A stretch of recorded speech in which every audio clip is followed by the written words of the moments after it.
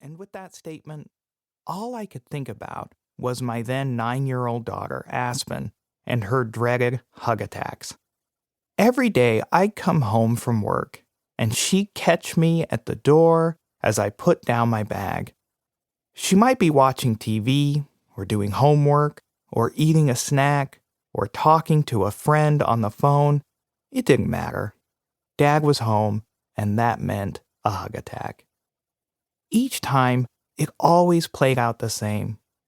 She would stand in the kitchen and announce her intentions.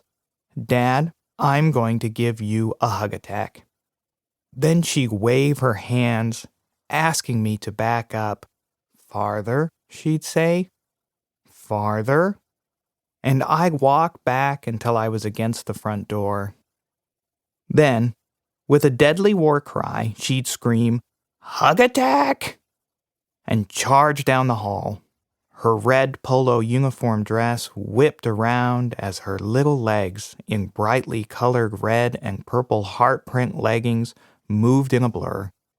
2 feet before she came crashing into me, she'd leap into the air, slam her body into mine, and wrap her arms around my neck.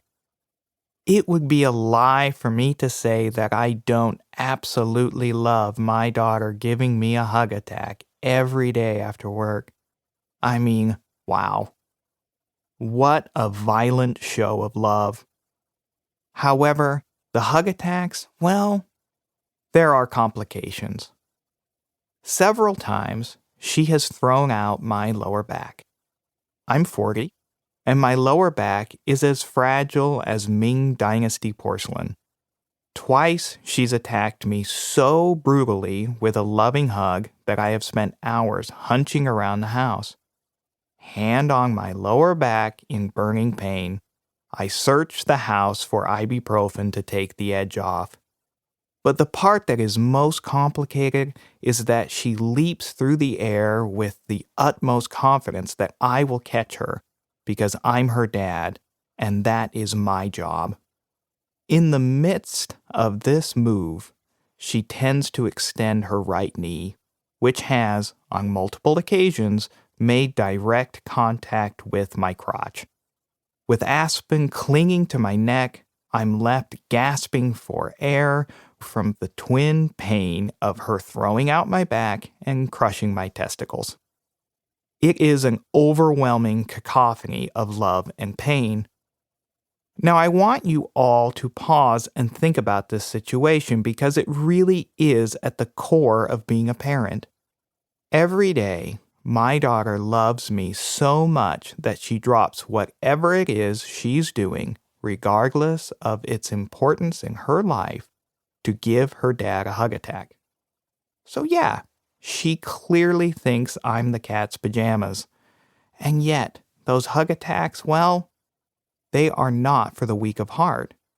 I'd say 35% of the time, maybe even 40%, I end up with a biting back pain, a knee to the crotch, or both.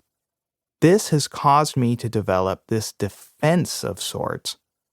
As she charges towards me, I somehow pinch my legs together and move my hips to the side to protect my crotch while also reinforcing my back with one hand and catching my very excited daughter with the other. It almost feels like an advanced yoga move. Downward crotch shield or something like that. Despite this very real risk of pain, I not only agree to participate in a hug attack each and every day, but I somehow find myself smiling about them. Even as I'm applying icy hot cream to my lower back, I cannot think of anything in my life that is such a terrible mix of good and bad. And so, when I thought about Will's statement, I swear, sometimes it feels like kids are trying to break you. I couldn't help but say, you are absolutely right. My kids are trying to break me. Sometimes they are breaking my body, like with the hug attacks. Or like the time I tried to impress my kids at a trampoline park and somehow forgot that